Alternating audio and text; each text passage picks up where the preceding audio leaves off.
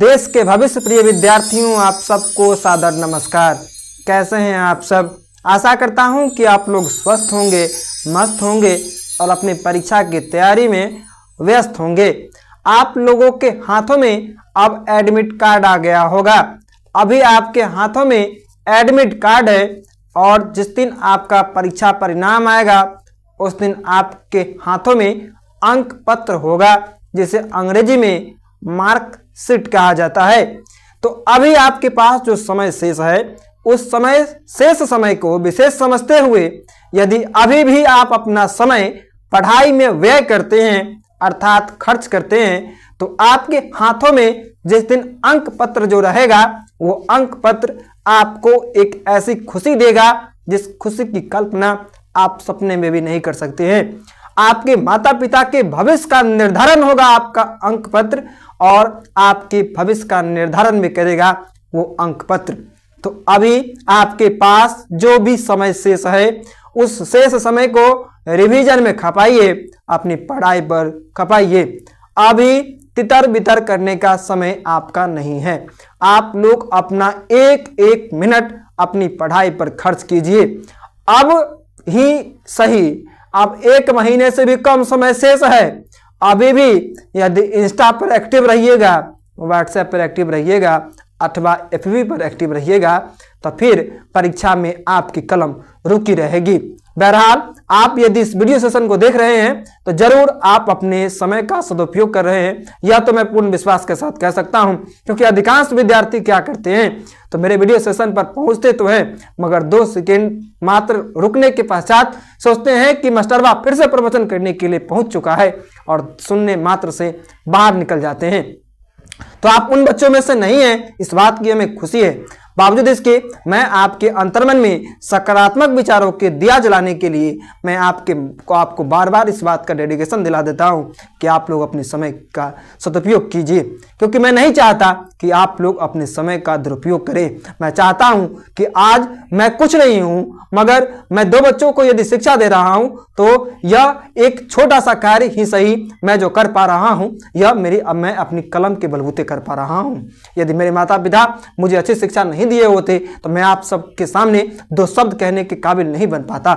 मेरे सामने कोई नोट्स नहीं खुला हुआ है जिसे देख करके मैं लगातार बकबक किए जा रहा हूं।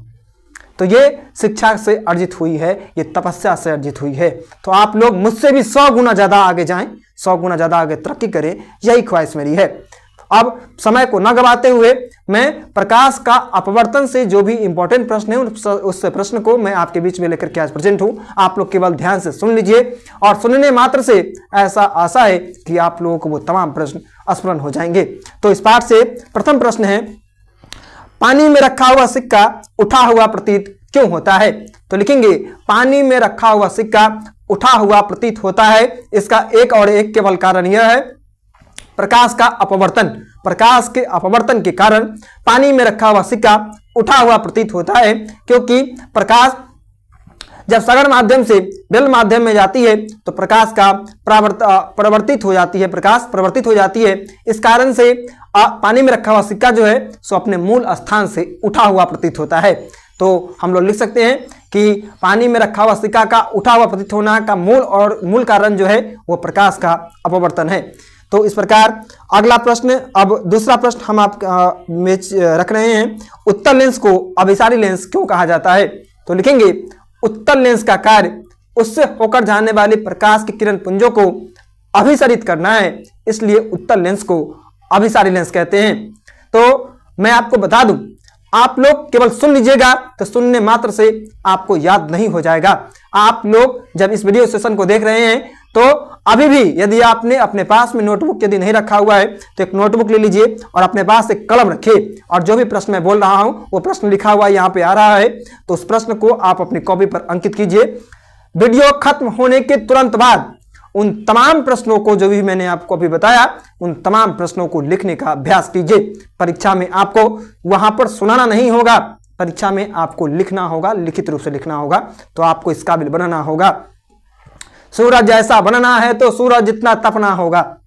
सूरज चमकीला है, सूरज के प्रकाश से चहुं ओर प्रकाश बिखेरता है, मगर वो सूरज तपता है, जलता है।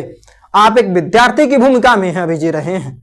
आपको भी तपना होगा, आपको भी संघर्ष करना होगा, तब जा करके आप भी सूरज की तरह चमकेंगे, अर्थात आपकी ख्याति दूर दूर तक होगी। अब अगला प्रश्न है, हीरे का अपवर्तनांक 2.42 है, इस कथन का क्या अभिप्राय है? तो लिखेंगे हीरे का अपवर्तनांक 2.42 है, इस कथन का अभिप्राय यह है कि हीरे में प्रकाश का वेग की अपेक्षा वायु में प्रकाश का वेग क्या है? तो कम है। अथवा लिखेंगे हीरे का अपवर्तनांक 2.42 है, इस कथन का अभिप्राय यह है कि हीरे में प्रकाश की चाल और वायु में प्रकाश की चाल का अनुपात 2.42 है। इसके पश्चात अगला इंपॉर्टेंट प्रश्न इस पाठ से, उत्तल लेंस एवं अवतल लेंस में अंतर लिखें। तो लिखेंगे उत्तल लेंस एवं अवतल लेंस में अंतर निम्नलिखित है। 2 नंबर का क्वेश्चन है, 2 अंतर लिखिएगा, पर्याप्त रहेगा। लिखेंगे उत्तल लेंस जो है सो क्या होता है, उत्तल लेंस किनारे में क्या होता है तो काफी मोटा होता है, मगर लिखेंगे अवतल लेंस की अपेक्षा उत्तल लेंस की अपेक्षा अवतल लेंस किनारे में क्या होता है तो पतला होता है। उत्तल लेंस मोटा होता है, अवतल लेंस क्या होता है, पतला होता है। उत्तल लेंस वाले कॉलम में लिखेंगे जो उत्तल लेंस को अभिसारी लेंस कहते हैं, वहीं पर अवतल लेंस को अपसारी लेंस कहते हैं। उत्तल लेंस को अभिसारी लेंस कहते हैं, अवतल लेंस को अपसारी लेंस कहते हैं, है ना।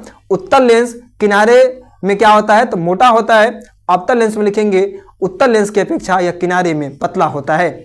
इसके पश्चात अगला इंपॉर्टेंट प्रश्न है, सरल सूक्ष्मदर्शी क्या है?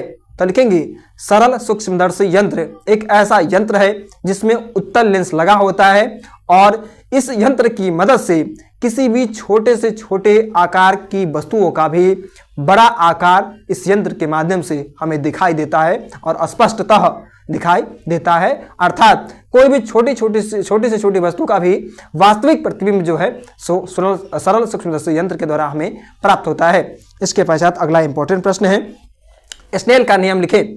स्नेल का नियम लिखने के लिए 2 नंबर का रहेगा, तो आप लोग यह भी लिख सकते हैं कि प्रकाश के अपवर्तन के दूसरे नियम को स्नेल का नियम कहते हैं, अथवा आप लोग लिख दीजिएगा कि म्यू बराबर होता है साइन आई बटा साइन आर, SIN साइन आई बटा साइन आर, SIN आर, है ना। तो म्यू बराबर साइन आई बटा साइन आर, अथवा लिखिएगा प्रकाश के अपवर्तन के दूसरे नियम को स्नेल का नियम कहते हैं। इसके पश्चात अगला इंपॉर्टेंट प्रश्न इस पाठ से, उत्तल लेंस के किन्हीं 2 उपयोगों को लिखें। तो लिखेंगे उत्तल लेंस के 2 उपयोग निम्नलिखित है।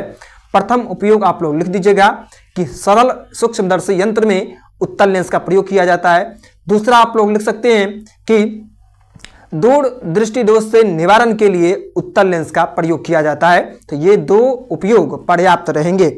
इसके पश्चात अगला इंपॉर्टेंट प्रश्न है, अवतल लेंस को अपसारी लेंस क्यों कहते हैं? तो लिखेंगे अवतल लेंस का कार्य उससे होकर जाने वाले प्रकाश के किरण पुंजों को अपसरित करना है, इसलिए अवतल लेंस को अपसारी लेंस कहते हैं।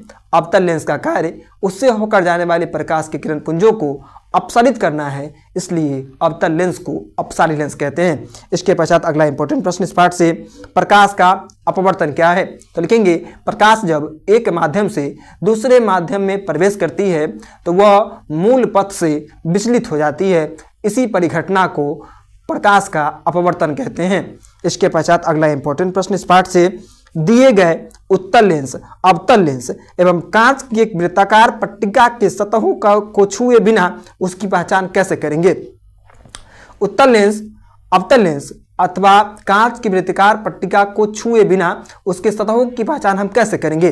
तो लिखेंगे हम लोग इसके उत्तर में लिखेंगे इसकी पहचान करने के लिए हम लोग एक पुस्तक को लेंगे और उस पुस्तक को क्या करेंगे तो रखेंगे, उसके अक्षरों को जो भी पन्ना जो होगा उस पन्ने को पलट देंगे, किताब के पन्नों को पलट देंगे और लेंस लेंगे और लेंस को यदि लेंस को ले जाएंगे और लेंस को जैसे ही नज़दीक में यदि ले जाते हैं, अक्षरों के नज़दीक में ले जाते हैं और बिना टच किए हुए किताबों पर उस लेंस को बिना टच किए हुए नज़दीक में ले जाते हैं और यदि उसमें किताब में छपे हुए अक्षर यदि हमें वास्तविक आकार से यदि बड़ा दिखाई देता है, इसका मतलब यह है कि वह अवतल लेंस है।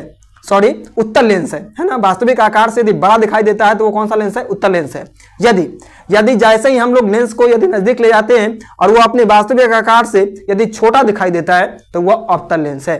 और यदि हम लोग लेंस को यदि छपे हुए अक्षर के नजदीक ले जाते हैं और जैसा अक्षर रहता है वैसा ही दिखाई देता है, अर्थात अक्षरों का आकार न तो छोटा होता है और न ही बड़ा होता है, तो हम लोग समझ जाते हैं कि वह क्या है? तो वह कांच की वृत्ताकार पट्टिका है। तो इस प्रकार हम पहचान कर सकते हैं। तो इस पाठ से जो भी इंपॉर्टेंट प्रश्न थे उन प्रश्नों को मैंने आपके बीच में रखा। आप लोग मन से पढ़ते रहिए और अपने माता पिता के सपनों को साकार कीजिए। निश्चित रूप से आपका भविष्य जो होगा वो जगमगाता रहेगा और आपका भविष्य जो है वह बेहद ही सुनहरे अक्षरों में इतिहास के पन्नों पर दर्ज होगा। धन्यवाद।